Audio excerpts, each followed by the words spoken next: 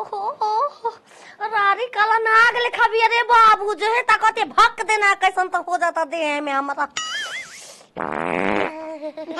बड़ी जोर से लागल बहू। ई के घरे में होगे वाला बन गइल बा। अनार रही तो हम का करती, दू हाली साड़ी चेंज कर लेनी। अब हिम्मत नहीं के होत पे नहू के लूल तो ना हो। के बारे खोले वाला।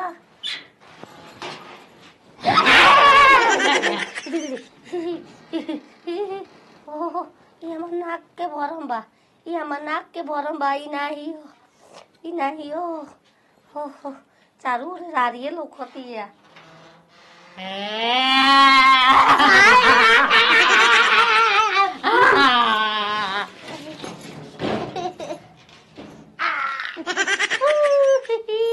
आग दे दी भूत हो बामा। ऐसा हाग के धावे बाकी जगह नहीं मिले थो माई। ऐसे तो कबो जिंदगी में ना हागले रनिया।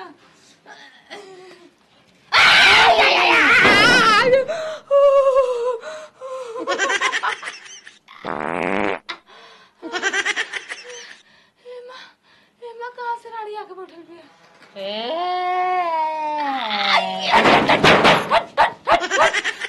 हट सिनारे।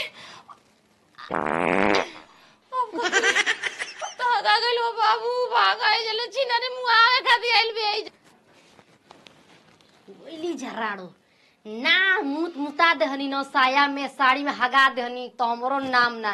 राणो लोग कहत जे कि हम ना रह न तो तोहनियो के ना रहे जब बर्बाद क के रह। देखस तोहनी के कहां गइलू हो जा छोड़ब ना तू लोग के। ओहो ओही बाथरूम में भी आ रही। हम कैसे नहाई हो। सेंट लिखा मोहकता बाकी कोई बात ना हो तो हमरा दते हगे के हगत रहीला। बमला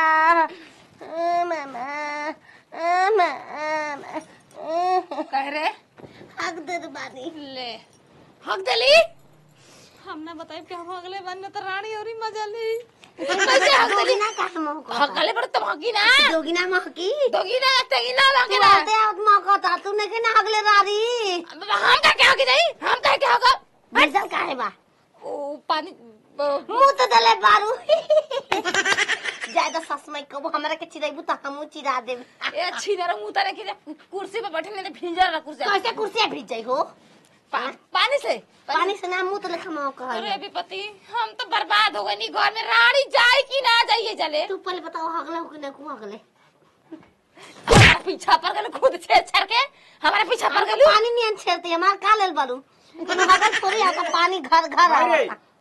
अरे वो माले भागल किनारे नारे में वो आवे गुजर भी रे। हट भोसर वाला पद मारो। ओके जल्दी कुसा बना के खींच के बाहरी कहां सरे। बंसी हा फेंक दी मछली फंस जाई। बंसी से फंस जाई हो गइल बा खाए। उपाय बा का जो दवाइया हम तारा के लेके आए रही देबे खाती मुसवा वाला तक के ना दे पैनी। यार कन तो का दे बड़का घर के ये बनवा दिए साथ कड़ी में। कैसे जनाई के देले ह तू दे भूख चुप रह सरे। साला भूख लागता खा नहीं करना तुम पाता हगे के पाछा कि खा ले तो हग का बसात आई तना रे बादल खराब। पूरा छेरले तो मैं अगले बारी सपा बात बा का ना ना रे सुनी अखिए काहे मुंह दाता मुझे भैया हमारा आइल बना चल जा भैया। अरे वो तोरे लेखा होई हम ना जाए हो माई ना रे हम का चढ़ू ना लाज नहीं खिलात काहे में नहीं खेलत लागत भले मुंह हमर करिए बा देहिया तो सुगर बा न। हाय सुंदर रे के दहिया के देखेला बा के देखेला बा। ऑल इंडिया कंपनी की औरतें हैं लड़कियां खाली बस इतना गौर करती हैं तुम यही को करिया कर दी। हगे जाता है निकल।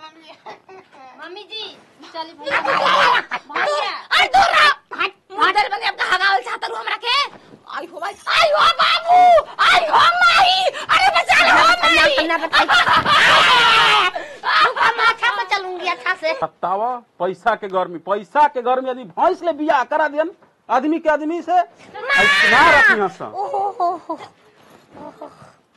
हग देले बानी ओसे का समझालो तो अपन बहन के ले जाओ हमको। अरे ले जा बच्चा दुल्हन भागा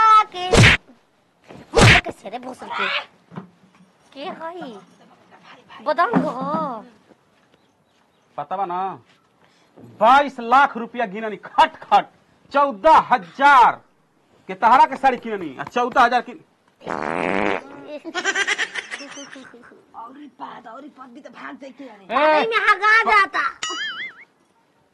पेट झोरी पकड़ ले भाई पानी लेकर छर दे हमके 2 गो डिसीजन चाहिए अब बोल 2 गो कौन पहला बात दुल्हन के रखे के बा कि ना नहीं खेरा की नहीं रखे हई के बा? लगा तो एक और पर 2 गो प्रश्न बा ना रखबू दुल्हन के तो जिंदगी भर जेल खटे के पड़ी पूरा जवानी बीत जाई ओई में हाँ आ रख लेबू जवानी नहीं के हो जाए आ रख लेबू ए सास माई दूसरा दूसरा बात सुन जवानी नहीं के अब दूसरा बात सुन ल बोल भोसरी के रख लेबू हां तो यही बेरा से हाँ। जौना बेड पर तू सुतबू हाँ। ओकरा पर पूरा रुपया बिछावल लौकी अभी चलो बिछा दो हमरा के पूरा पैसा खातिर रख ले बुआ बोके अब ना हक हम खुद लपेट के ना वो देखी तो हमके डराई ना हम बात बराबर हेलो अब ना अब नहीं हाँ पुलिस तो फोन नहीं खेल है ऊ बबुआ तो एक पिकअप रुपया मंगैले बानी घर में भेजा तनी तनी सजा दे हाँ तनी एक पिकअप हाँ 500 है ना एक पिकअप लेके आओ तो पैसा कली हो सकता ठीक बा और पैसा भेजा तनी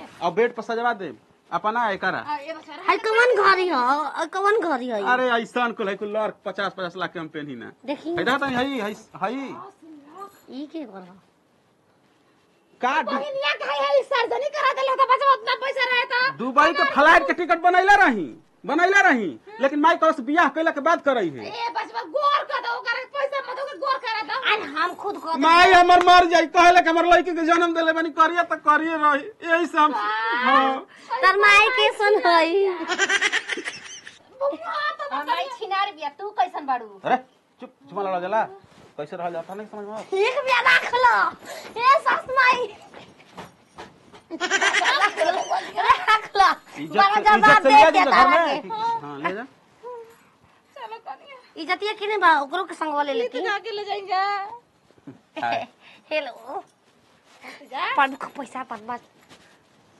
तू एना बतियावल जरूरी वो जा हमका से पट के पैसा पूरा हथिया ले तो जाई बुची ना पैसा खाती केहू संगे फकार नहीं के कौन किसान बाबा इस वीडियो में किधर किसना है छिना रार कहीं की चल भोसरी माई रे रे का रे अरे पिकअप के रुपया आइल बा रे के मंगैले बा ओकर भैया रे बबुआ मंगा देलस का हम ने के मजाक करता रे हम कहे कि सारा पकड़वावे खातिर कोनो 2 नंबर के नोट डाली सुन आदमी कह रहे ना कि कोयला में हीरा निकल ले बबुआ जाके करिए बे रख लिया पैसा तो सुते के देख पैसा भाई अब करिया घोर से मतलब ही नहीं खे पैसा रही त कितना भैंस किना जाइए सरे भैंसिया नती उ मेहरारू समझ के ओ मेहरारू है पिकअप के पैसा देखा था हम तो माई टान हो जाई तू रुपया उतरवा हमर लक्ष्मी जी के नहीं बाड़ी घर में ओकर के मोटर नहीं रे ना हां जो 10 गो मजदूरा लगवा आ कौनो से मतलब कि पैसा के गड्डी सही नतिया इतना तुम सुन ले नहीं आ कि टा उतरा खातिर मजदूर आज पैसा उतरा कार नसीब हमार करोड़पति आदमी अब पैसा हम खातिर खुद लेवल अकेला उतार दे पैसा के तो एकदम माहिर कदम दे तो बड़ा खातिर पता ना लगे दे रुक ता जो माई लक्ष्मी जी के पहले गोड़ लागी